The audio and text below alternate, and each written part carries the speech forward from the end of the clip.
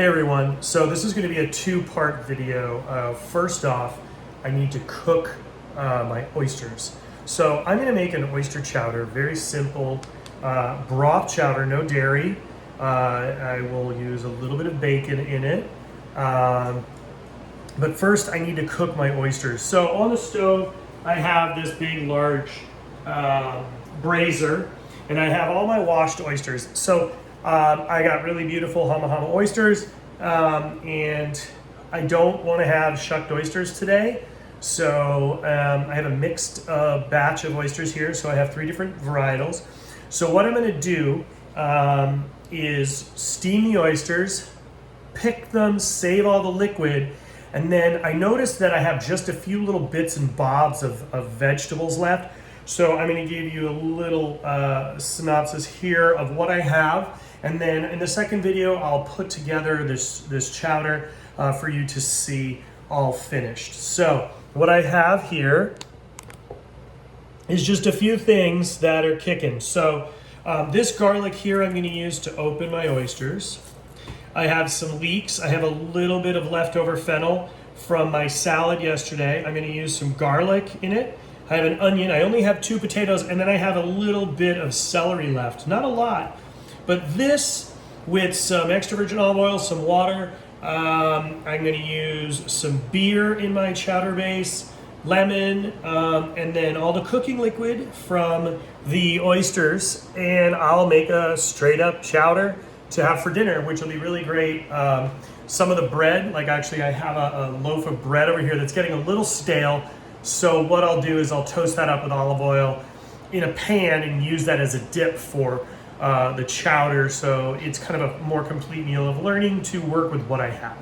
So start up, really simple. I'm going to save all my veg for my chowder. Okay, so I'm going to move that stuff aside. And I have some garlic cloves here. Now, I'm not worried about peeling them, so I'm just going to crush them with the side of my knife. So I'll show you my technique here. So I'm going to take... Okay, now I'm actually right-handed, but I had hand surgery and I'm still trying to deal with the tingling sensation. So I have to switch it, go back and forth. So a couple things you're gonna need in doing this is, there we go. So that's it, that's all I'm gonna do, okay? I will grab a branch of rosemary and 1 chili when I steam open the oysters. So the heat's been on, I'm going to turn it off, okay? I'm going to get my branch of rosemary, my 1 chili, okay? My branch of rosemary is right here, okay? I like the flavor of rosemary in there. I think it's going to add a lot of depth to it.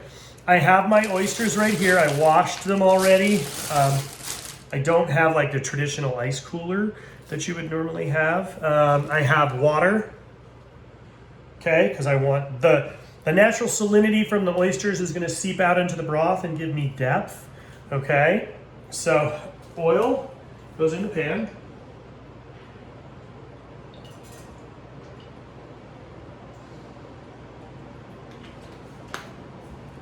In the pan is going to go my garlic. That's a nice sound. And I'm just going to start feeding the oysters into the pot. That's an okay sound. And then I'll bring the camera over for you to see. Now, if you choose white wine, you can use white wine.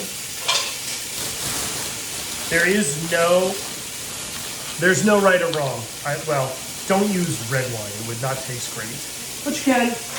That's your choice. I'm choosing to stick traditional and use beer. So the smell is really quite beautiful. Rosemary, garlic, little olive oil, and oysters. How can you beat it?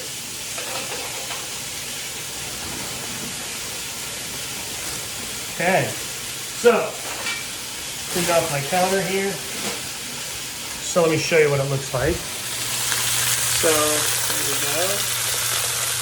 That's what my pot looks like. So in there right now, like I said, I have the rosemary, the garlic. Now I'm gonna go add the chili Gonna go grab the chili from the cabinet, which I forgot because I'm a ding dong. And then I'm gonna add the water and I'm gonna cover it.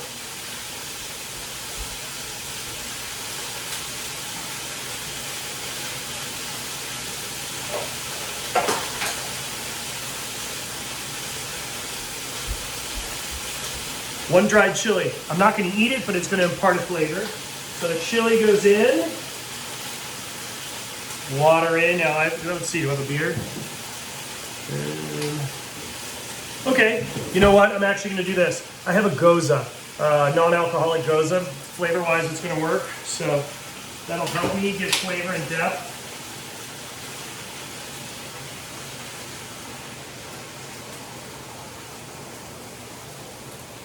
Okay.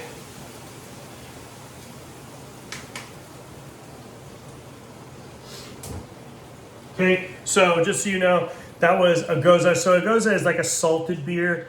So I think this will work really well with it. It's really crisp, but this is athletic brewing, so it is non-alcoholic. I don't have to worry about cooking off the alcohol, but I am going to bring it back up.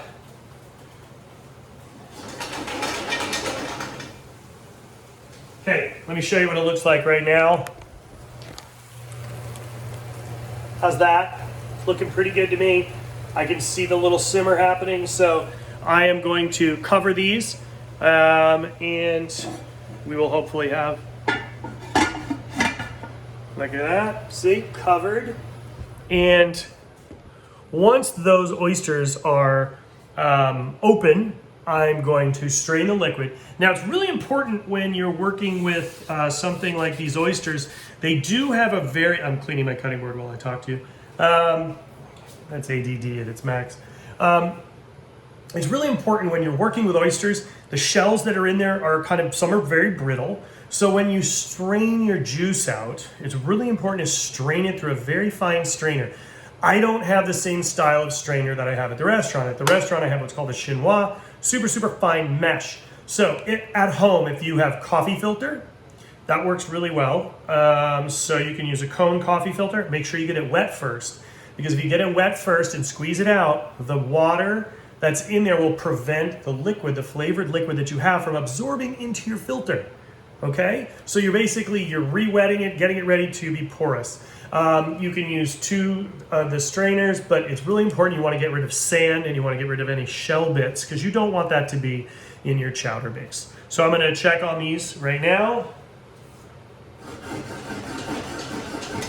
Little agitation. I don't want to undo the top because I want to build the steam. I want the shells to pop open. Now, a lot of restaurants that do oyster chowder get oysters that are shucked in tubs. And what that means is that, for instance, Hama Hama will have an oyster that that are too big, that fit into the category of what fits for their shucking oysters. And they get shucked and they get sold as tubs, and that's what we make chowders with at the restaurant. But since I have these at home, and I have a bunch of vegetables, and I want to make a soup for dinner. It is a bit cloudy today. I don't know if it's going to rain. It probably won't. But I wanted to make soup. So we'll give it a shot and see where we're at. I'm going to show you how to strain and how to pick the oysters. And then later on, we'll do the video on how to fully make the soup. And we should be good to go. So let me check and see where we're at.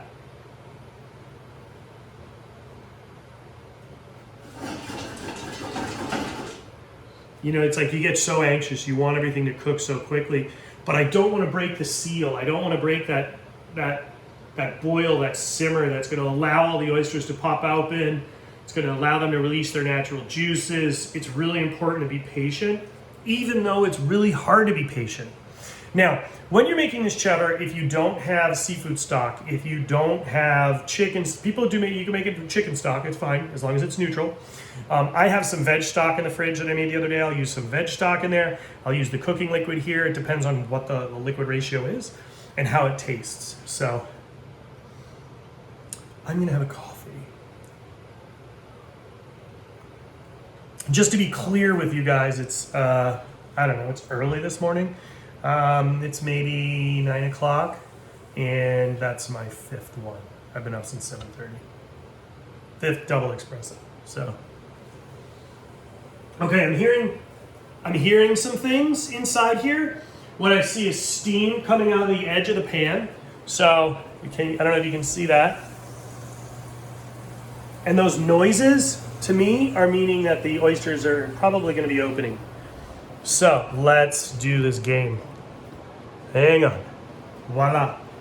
This is getting the tripod and it falling. I'm now putting the tripod on a panettone box so you guys have a better view. I'm getting better. I'm trying. All right, let's see. Okay.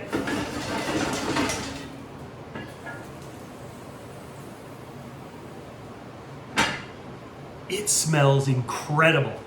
They're not all open. Some of them are. Some of them are a little bit tighter than others. That's okay.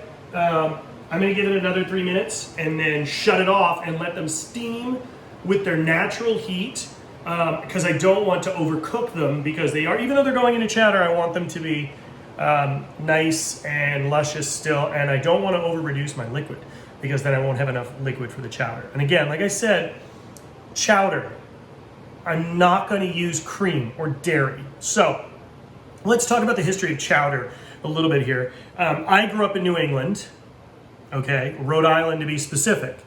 Now, most people think there's two forms of chowder. They think of New England and they think of New York. There's actually three.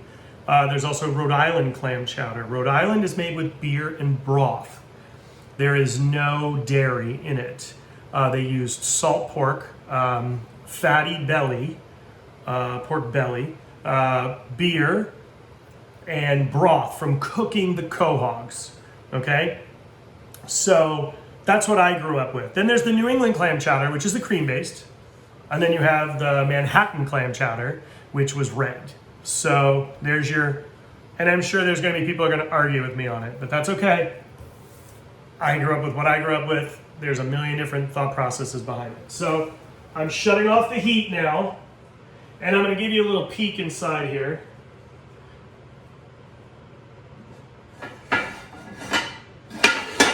Nice and steamy. These oysters are opening beautifully. Look at that.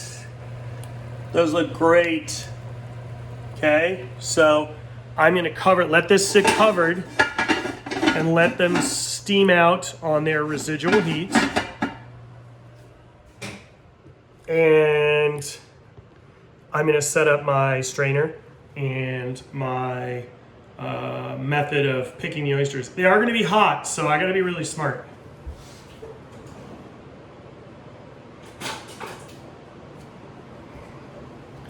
Strainer, not the finest mesh. How do you deal with that? Well, I'm gonna look and see if we have a coffee filter in the house. I don't think we do. Definitely could use my wife for this one. She may know where the coffee filters are. I know we have coffee filters somewhere. We drink a lot of coffee here. I like coffee. But we moved a lot of stuff around in the kitchen, and now I'm having trouble finding most of everything. But that's my own fault. Okay. I'm gonna put out a trivet. I'm gonna start getting the oysters picked. I'm gonna put on some gloves, okay? Here, I got some nitrile gloves here. Now, here's a trick. Because they're hot, the oysters are gonna be hot, I'm gonna put on double gloves so that I don't burn my hands. Or the other trick is you have ice cold water that you can stick your hands in that's ice cold, and then you can come out and you can move because the temperature, you won't get burned, okay? So I'm gonna need a bowl for the oysters, then I'm gonna need a bowl for the shells.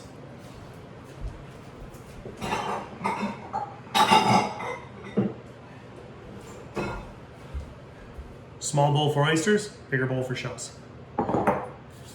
Trivet, it's gonna go right on my cutting board.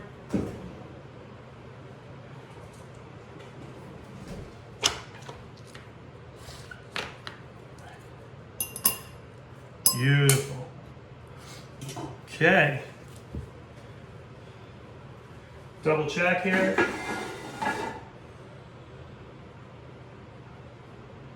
Ugh.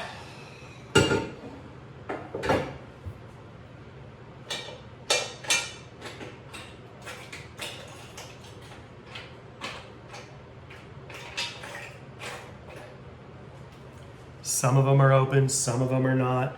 So I'm gonna pull out the ones that are open, pick those, and cook continuously the other ones. So I'm gonna grab my tongs and pull out the ones that are done.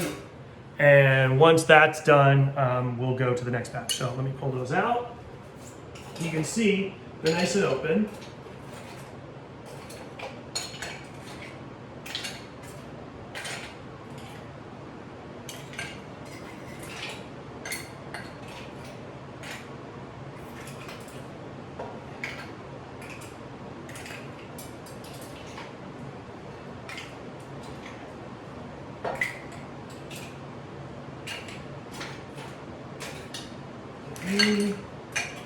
So I'm separating them out, and the reason why is I don't want to overcook the ones that are done and serve undercooked ones as well.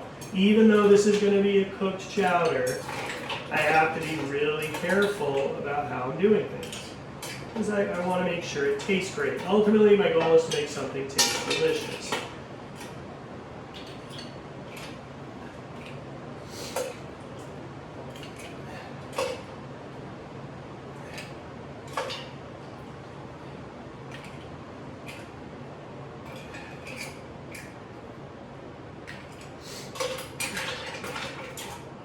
Okay, there's not too many left open.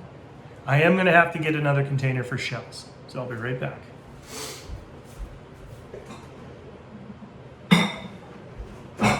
Okay, so I'm going to show you what I got here. There we go. I'm going to work this way. Okay, good meat.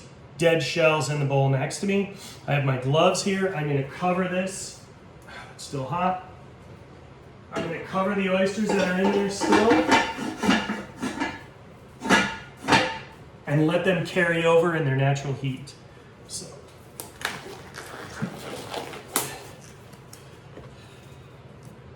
Okay, on with the gloves. It's going to prevent me from getting burned. So, open that shell, out with the meat, in that bowl. There we go.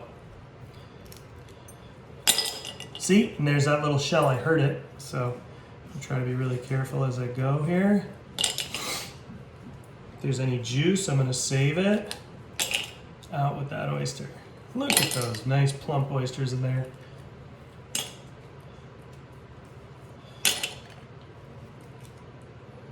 So they seem to be sticking either the top shell or the bottom, which is normal.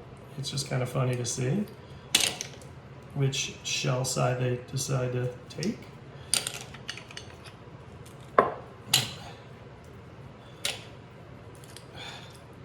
If there's liquid in there, keep it, don't pitch it.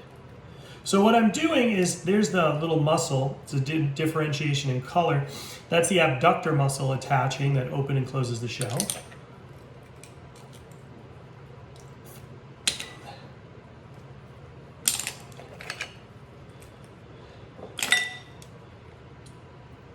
Now I'll go through all of this again before I put it in the chowder to make sure there's no shell, because I'm going to strain off all that liquid. See, because I keep hearing the shells drop, and I just try not to get shells in here.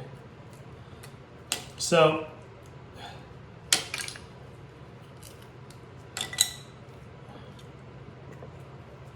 I'm just trying to push the muscle off the shell and release that abductor muscle. Really easy. There's a nice batch of juice in there. Okay. It's really crazy the weight of oyster to shell on this one. Look at that. It's not going to be a huge chowder, but it'll be enough. I'm glad the compost is going out tonight, because if it wasn't, my garage would smell.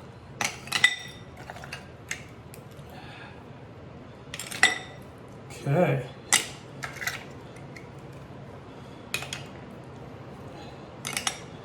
So, pretty close here to being done. I think you guys get the hint here. It's a pretty straightforward prep. what I'll do when we come back, I will have this juice. I will have the rest of the oysters, everything all in a container. I will have all my vegetables prepared, and we will make a chowder together. So let's see how many oysters are left to open.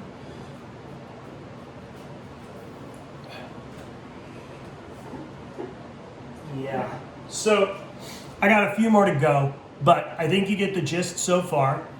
When I come back, I'll make sure that I show you how I strain the liquid through the cloth, and we'll get on to the next step. I'm going to take off my gloves, see the key technique here, into the palm of my hand.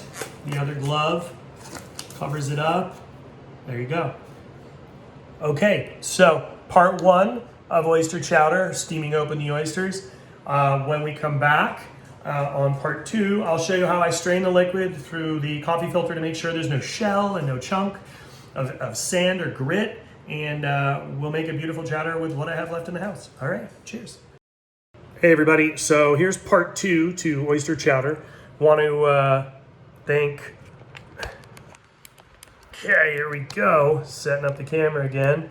Okay, so I basically steamed all the oysters, right? And I told you that I would show you how I strained the liquid. So what I did was I have a quart container here.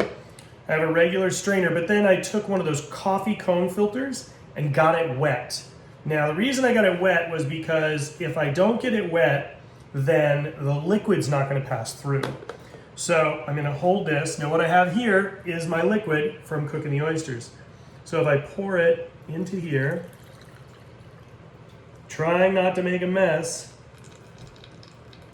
it's gonna slowly pour through. So what I'm gonna do while this is straining, yeah, see there's a lot of particulates in here because it won't even go through my filter.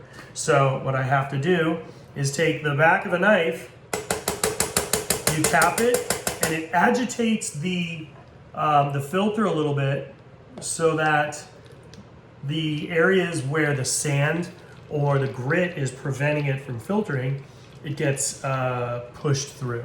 So what I'm gonna do right now, behind me on the stove, I have my pot. I'm gonna turn it on to medium heat, okay? And I have diced bacon, well not diced, but just nice pieces of bacon, a smoky bacon.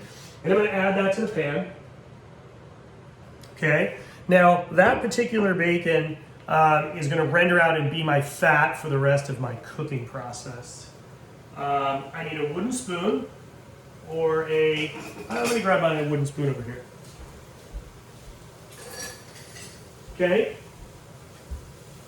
Wooden spoon's great. I try not to use metal on metal inside of pans. So I didn't want to add any extra fat to this. So I'm going to let this bacon render out. Now, I'll show you what I have in front of me here. It's all my goodies. So, I have fennel, celery, leeks, onion, some garlic, my oysters, and then some potato. That's it.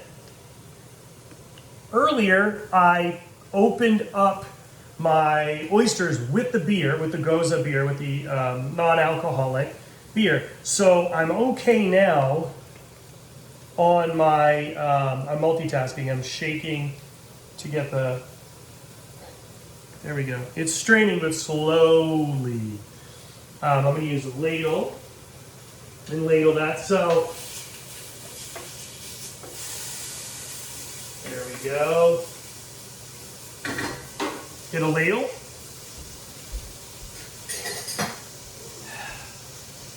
So, just gonna keep ladling this liquid into my coffee filter here.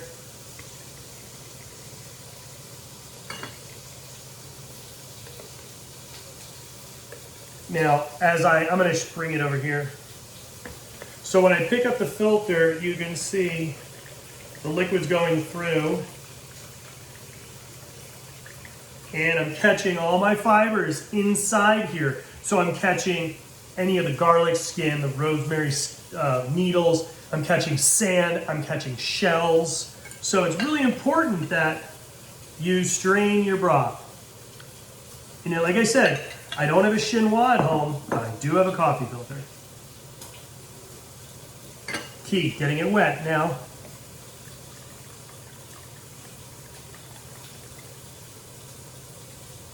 Almost done.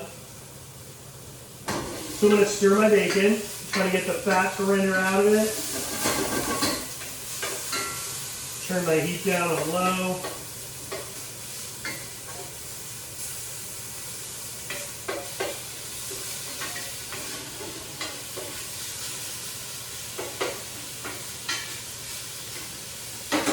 This is actually pretty lean bacon, so it's coming out pretty lovely. So now I'm going to show you here as I get down to the bottom.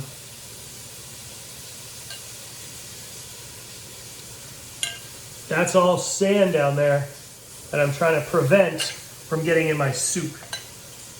So at this point,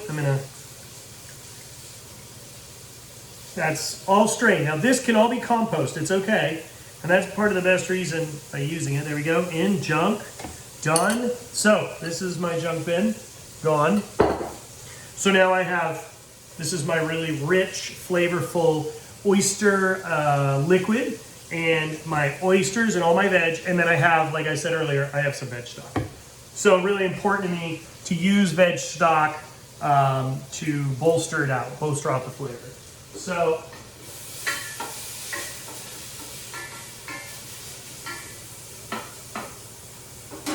with my bacon, I'm not looking to get it crispy. I'm looking to render out the flavor. I want the smokiness from it. So I'm gonna move this over here. I think my oven's ready. It's talking to me. Okay. Moving the heat up a little bit more. Okay, now I'm going to start adding all my veg.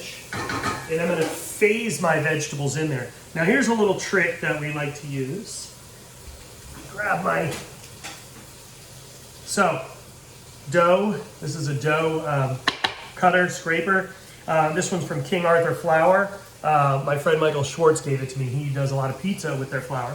So he gave this to me. So I'm actually going to go in first with some of the tougher vegetables, not the onions first. So what I'm going to do is I've got the bacon here, okay? I'm going to start adding in the tougher vegetables, like I said. So that would be the celery and the fennel. They're a little more fibrous. So I'm going to add those. And I'm using this as a shovel to transport it in.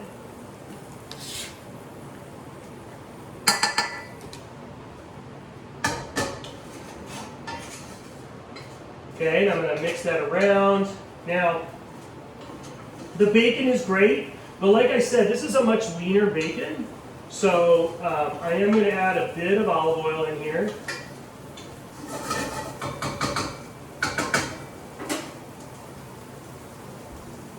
A little bit, not too much.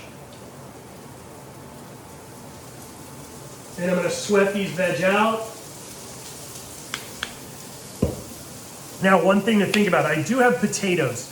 Now, potatoes are going to take time, and I want to actually add them in to start to soften while the vegetables are in there. So when I add my broth, I'm not relying on the reduction of the broth to cook the potatoes. So those have to go in now. Okay, so I got my potatoes here. These guys have just been washed, cut in quarters, and then cut into a small dice similar to the size of what the soup will be. But all the rest of the veg are. So I'm going to break those up, add them in. Now, I have not added the garlic yet because one particular reason I don't want it to burn. So I'm going to add my garlic in a minute. I still have my onions and my leeks here that have to go in next. I will add my oysters last. I am going to deglaze with my veg stock, then add my oyster liquid. So, let me double check here how we're doing. Nice sounds.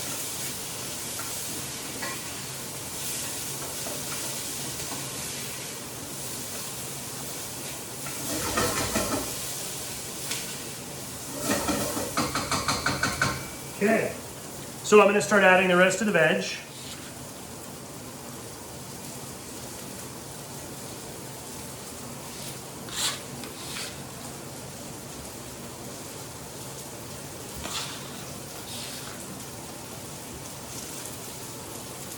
and my garlic. Garlic's going in now, okay?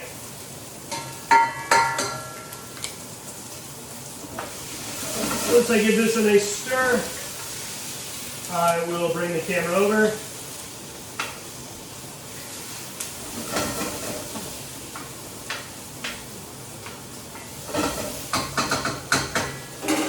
Okay, time to bring it a little closer. So, there you go. That is the pot right there. Hang on, we're on a very precarious balanced. There we go. There. Okay, so breaking up my leeks because I want them to be, they're gonna all sweat out and get really nice.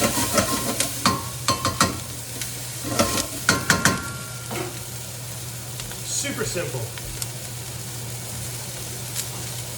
So we have in here white mirepoix, so that's onion, celery, fennel, garlic. Okay, I have the potatoes. I have some bacon. We're then going to deglaze with veg stock, really important, because if I deglaze with my oyster liquid that has the beer in it, I'm going to lose a lot of the body. So I'm just going to keep on letting vegetables cook a little bit more here. I don't want to just boil them out. And my leeks are breaking up. One of the things natural, the leeks all want to stick together when you slice them. The rings, there we go, that's starting to look really nice. Okay.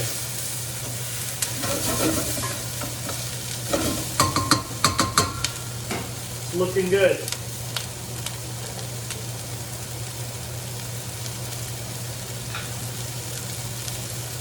Okay, so very straightforward. Like I said earlier, we're not going to use any dairy in this chowder, so this is going to be a really clean,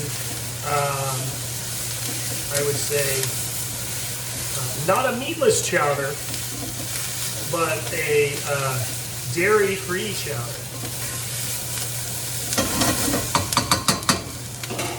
Okay, now I'm going to deglaze with my veg stock.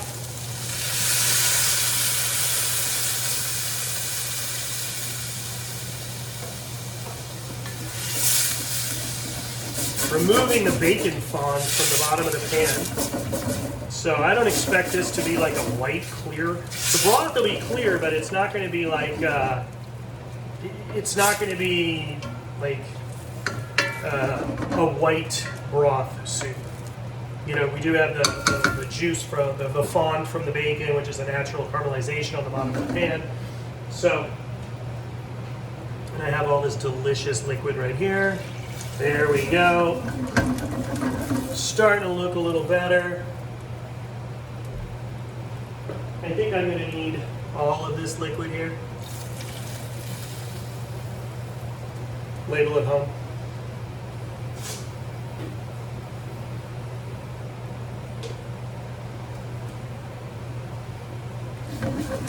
So, turn the heat up a little bit, let it come up to a simmer. And then what I'm going to do is add my oysters. Now, little tricks to give your dish more body. Lemon juice is great. I have some charred lemons. That might be really lovely with it, that I can squeeze in the charred lemon juice. Fish sauce can give the dish more depth, more body.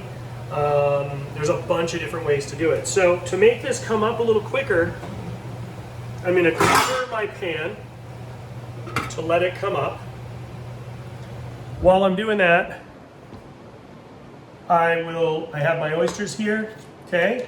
And I'm gonna get this charred lemon. I charred a lemon earlier for something to make a dressing. So I have that in the fridge. I'm gonna go get that. And then I'll get a little bit of red boat fish sauce to adjust. So that'll allow me to add salt without actually physically adding hand grips of salt.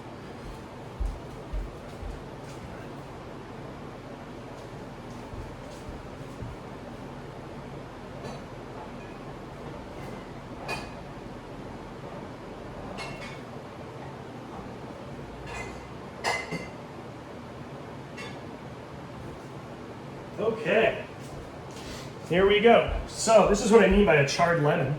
So I charred that earlier in a pan. It's gonna have a sweetness to it. And then I have some red boat fish sauce, which would be really nice to give it a little depth. So let me open this guy up. This one is a unique batch that we made together. This is actually barrel number 1, which is really unique in that I went to Vietnam, went to Phu Quoc, and we were going to do a blend of multiple barrels, and I said I don't want to blend it, I just want this one barrel. And the other chefs that I was with decided to do the same thing, and everybody picked their own barrel. So, kind of a fun way to do it.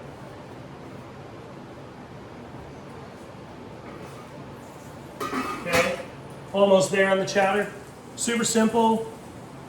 When you start to prep in advance, think in advance, it gives you a little bit more like I'm kind of ebbing and flowing and figuring out different flavor profiles as I go and talking it out so you understand how I do it. It doesn't mean that it's the way that's going to work for you.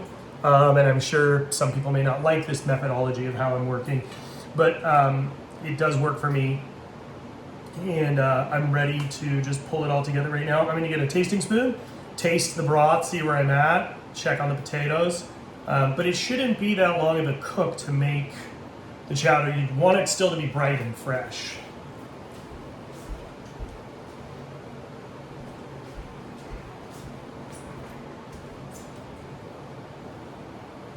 Okay.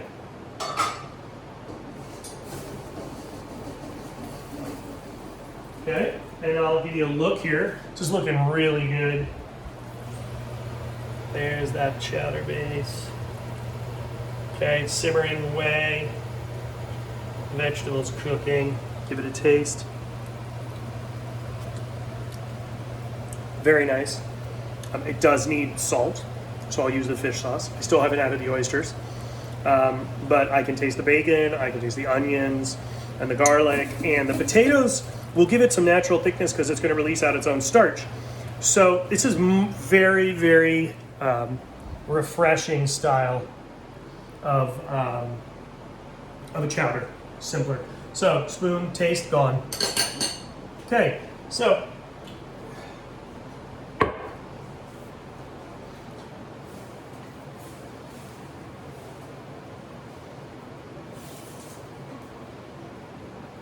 I'm checking on my potatoes right now. Wow. I cut them just to the right size so that they're tender enough, they're not going to fall apart, but they still have enough body, they still have good flavor. So I'm going to start to adjust the seasoning now on the chowder. A couple dabs of fish sauce, a little bit of lemon juice, then last I'll add the oysters and let it sit. I'll chill it in the fridge, let it kind of get all melded together, and then I'll have dinner later. So this is really about me prepping for the night and having something a little bit refreshing. So beautiful. Really excited.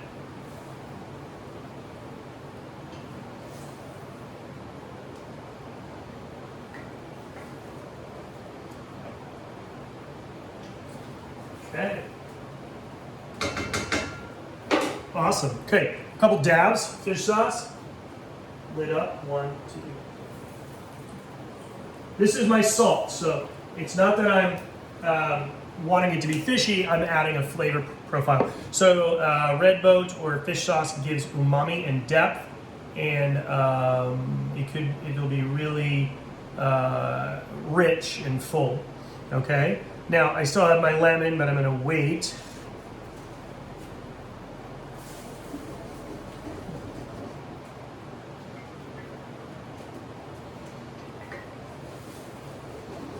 Okay. Great. So, in go my oysters.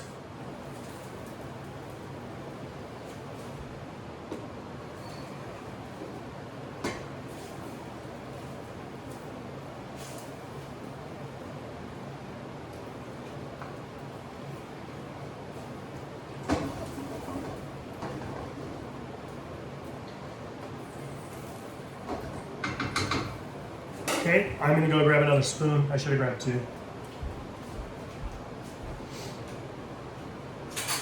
I'm gonna grab 3 this time.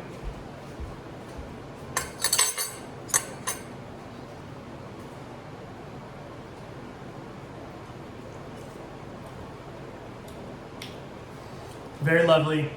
I can taste the oysters. I get richness, umami. I get a little tingle here. I can taste my onions and the garlic. So dirty spoon over there. Add a little bit of brightness with the lemon. So I'm going to squeeze the lemon up in case I get any, or I can just do this. So this is what I strained through. Watch. There we go. Lemon in. And no. There we go. And that is my chowder.